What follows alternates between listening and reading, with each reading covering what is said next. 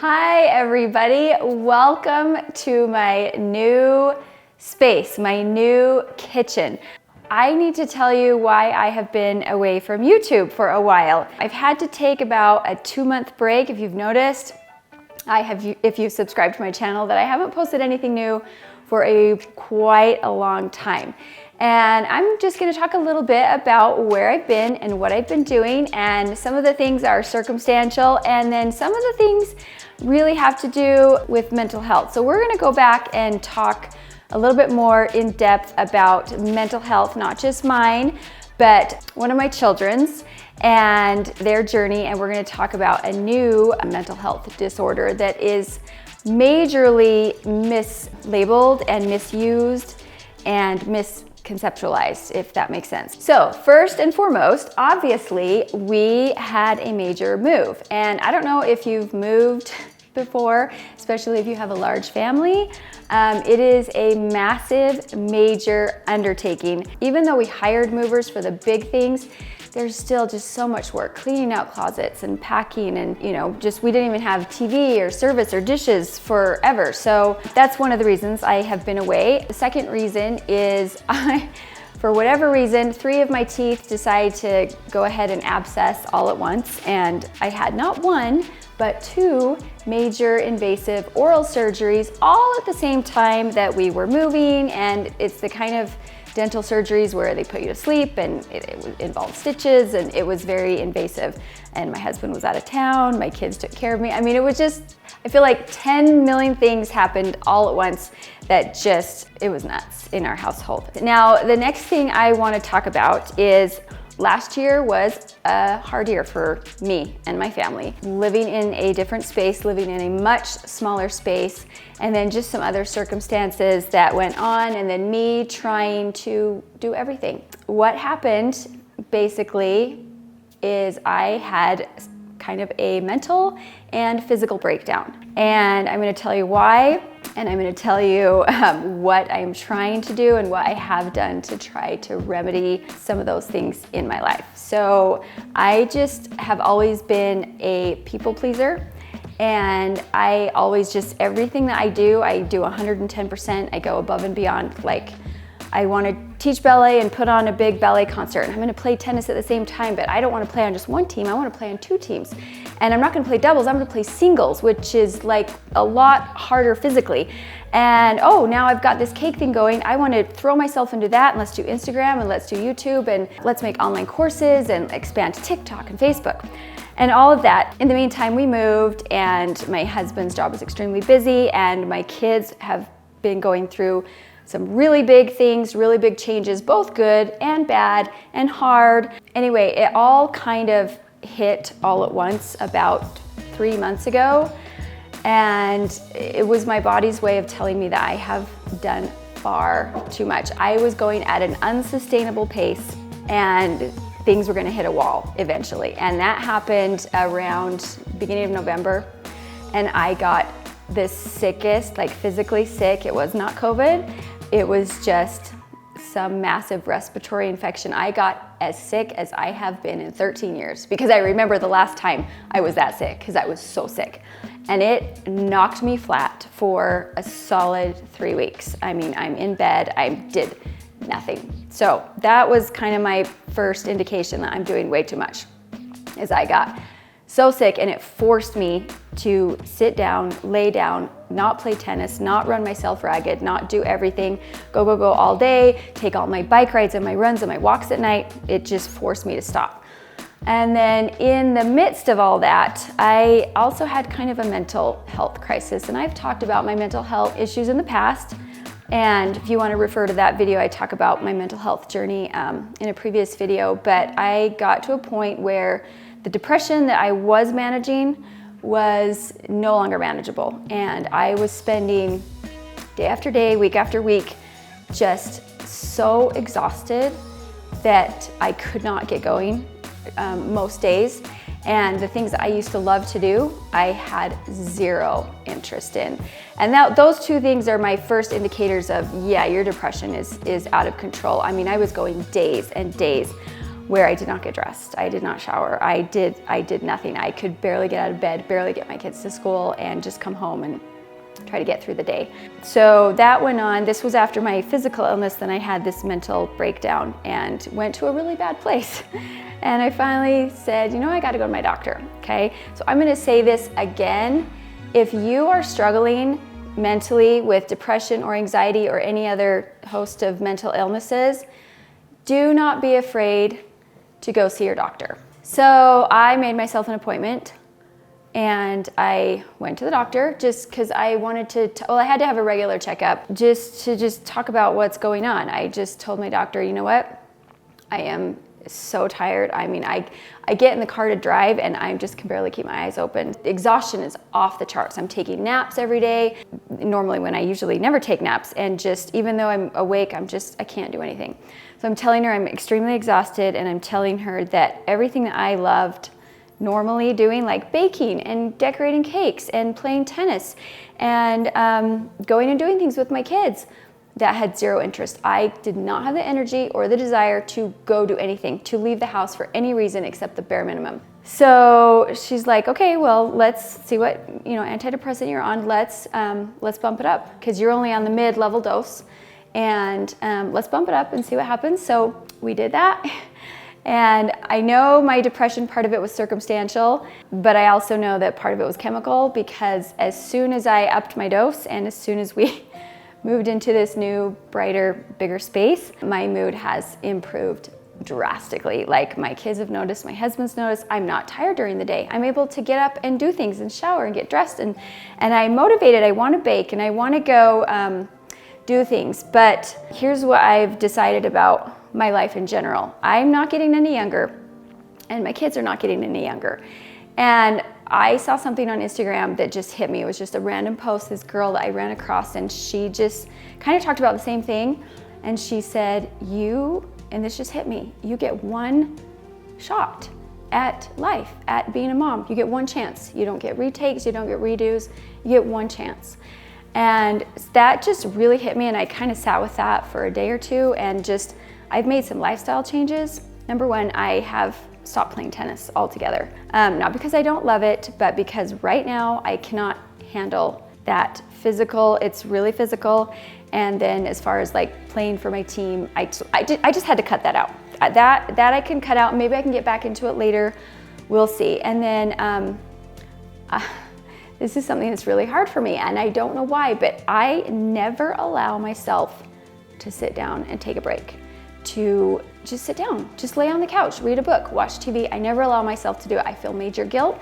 Oh, you should be out walking, or oh, you should be cleaning your house, or you should be organizing this cupboard, or you should be spending time, making cakes, making content. And when I'm tired, I'm gonna stop and I'm gonna either have a nap or lay down. I don't have to push myself to go on my run when I'm dead tired after doing stuff all day. I'm trying to listen to my body more, and I'm trying to eat better. You know how I love candy, that's my thing, and soda, but that's not sustainable to eat candy and soda and think I can do what I do all day. So I have tried to change my diet, eat 3 meals a day with healthy, nourishing foods. So I've changed that.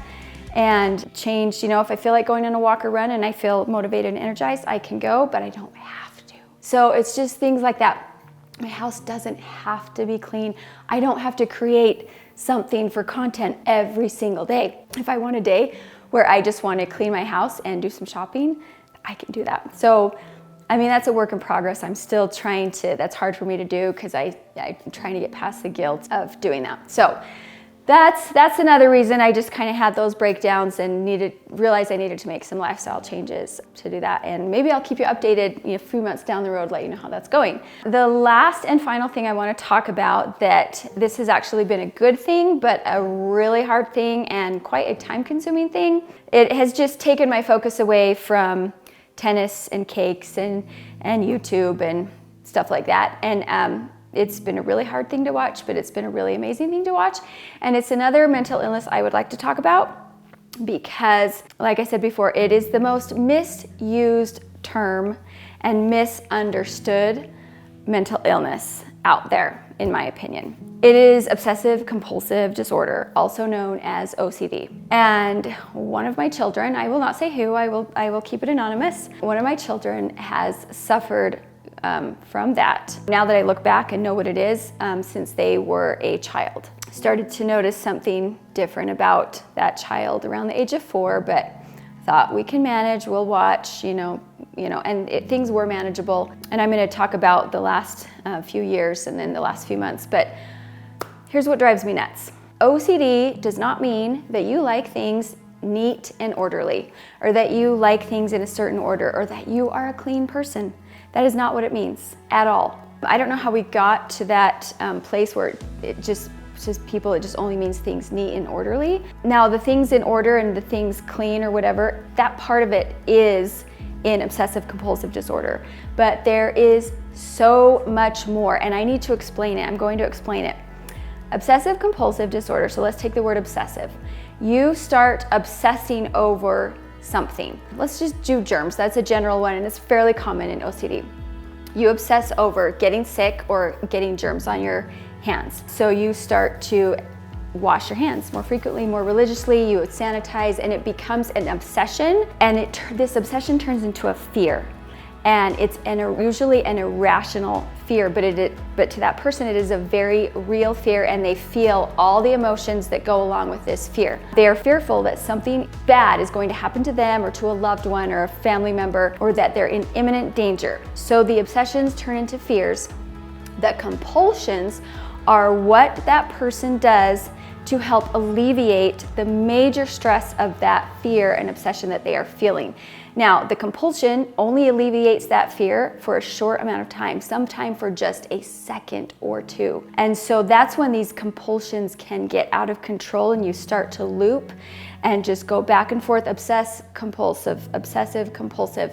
And that's what the disorder is. So the compulsion for that obsession with the germs may be just washing your hands after every time you touch anything, your clothes, a doorknob, the countertop, so that you are it starts to interrupt your life, right?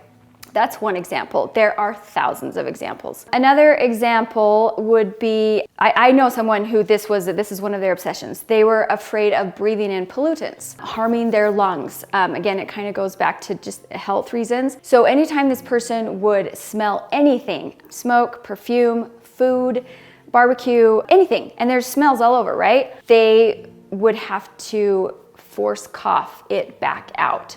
So this person just was coughing all day long, making it just like like that all day long, anytime they thought they breathed in something. So the obsession is the fear of damaging your lungs. Again, irrational, right? Because we have these, smells all over. But it becomes such a fear that they feel like they're in imminent danger. So they develop this compulsion, which is the coughing, to help alleviate that fear, even for just a second or two. But again, these obsessive compulsive tendencies start to take over a person's life. I mean, I could go on and on about the examples. There are hundreds, there are thousands. So my child has suffered from this for his whole life. I first noticed it when this person was 4 years old, but we thought it was manageable. And it was. It got to a point where it completely overtook my child's life, to where they were non-functioning. And I mean non-functioning as in never left the basement, no more friends, never left the house, no more hobbies, nothing. They were just a shell of a person. And we lived like that for a long time, and it was really hard to watch. And we tried therapy once a week, and one thing you should know about having obsessive compulsive disorder is it almost always is accompanied by anxiety and depression. So we were dealing with that too.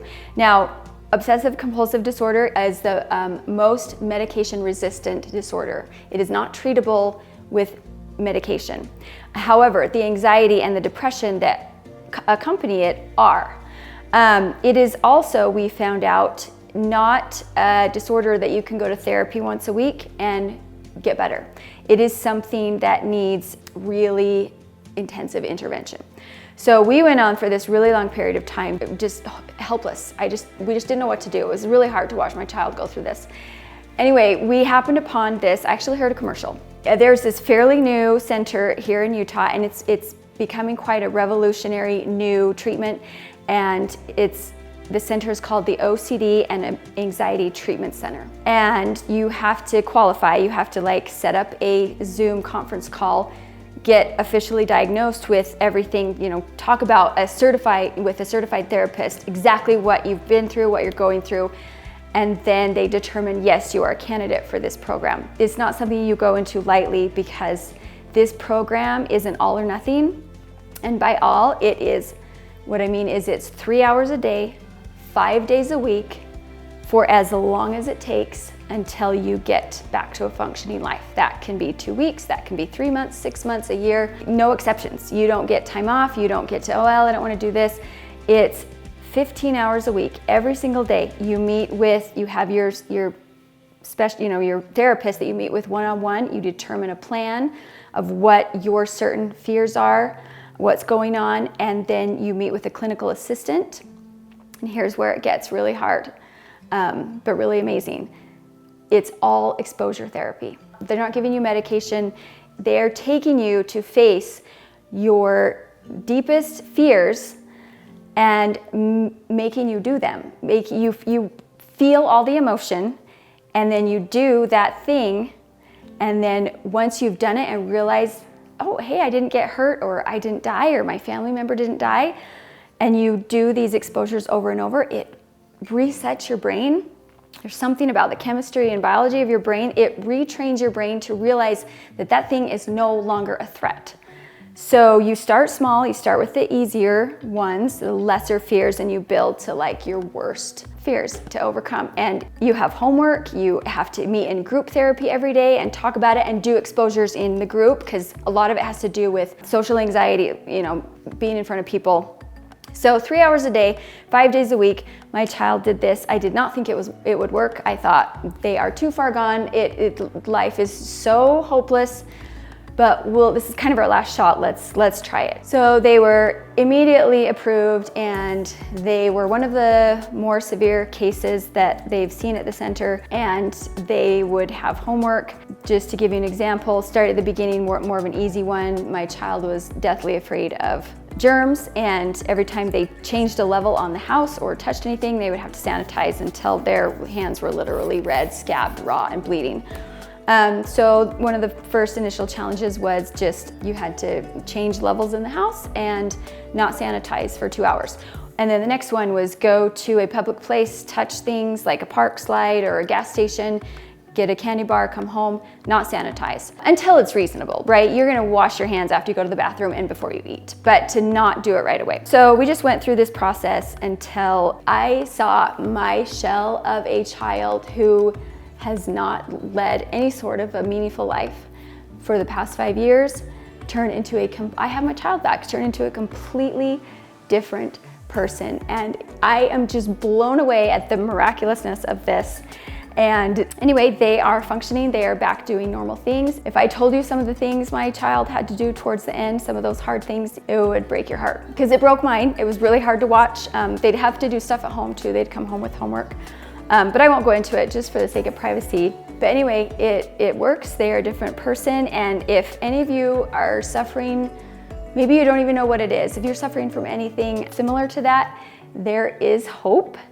And just look around in your area, look around for maybe programs or places that do this, because if you would have told me that my child would be doing what they're doing now, 6 months ago, I would not have believed you. So my child went through this. It was a full 3 months, and then we had that graduation. So it was quite intense, and it was kind of building up it all the time. Everything else was going on in my life, building a new house and moving, and I get sick, and we all got COVID all at the same time. Anyway, my child's graduation was the day before we moved, but kind of leading up to that, it was getting more intense, but also it was amazing to see them doing things that they never would do before, like just simple things like going and getting some dinner with us without any of the compulsions that were necessary to get there. And then just also the social anxiety, that was one of their major things that they had to get through with the group therapies. They had their graduation the day before we moved. I was not prepared for how emotionally draining it would be, but it was also one of the best experiences of my life. There were 3 candidates that graduated, and loved ones were there, and we talked about how far they've come, and they talked about each other, and I bawled the whole time, and it was just so awesome. But so it was good, but it was also very involved, and that kind of all happened at the same time. But I wanted to talk about that because, I just want that term. I want to educate people about what that illness is and what it does, and have people stop throwing that around. I'll get comments all the time on my cake videos saying, oh, she did that out of order, that's driving my OCD crazy, or that's my OCD is, and that's not what it is. And I know people just don't know, they're just ignorant, they just don't know what it is. But my goal is to educate people. I've already talked about anxiety and depression, but I want to talk about that one because that's been a big part of our family life and situation, and a huge part of my child's life. So now that they've graduated, they will do maintenance by doing therapy once or twice a week, probably for the rest of their lives. This is not something you're cured from, but is something that's treatable. And then their anxiety is managed, and then their depression is treated right now. So that just kind of rounds out me talking about mental health for now. I'm sure I will talk about it in the future. But now you kind of know where I've been, why I haven't been able to film, how my life just was completely overturned and upturned, and it's a huge upheaval. But I'm so excited to be, isn't this kitchen pretty? I love this kitchen so much. I'm so excited to be here. So in my next tutorial, I am going to give you a little bit of a kitchen tour and show you how I've set up all my baking and cake supplies and stuff like that. So thank you so much for watching this. I hope you learned something. I hope maybe it helped some of you, hopefully a lot of you, just to be kinder to yourself, and then also to know that if you are experiencing those tendencies or traits of OCD, that there is help. So I just want to educate all of you just about being more careful about throwing out those mental illness terms without really knowing what they are. So hopefully I educated you a little bit, and if you want to see more tutorials like this, and also my baking and recipe and cake tutorials, please subscribe to my channel, and I will see you next time.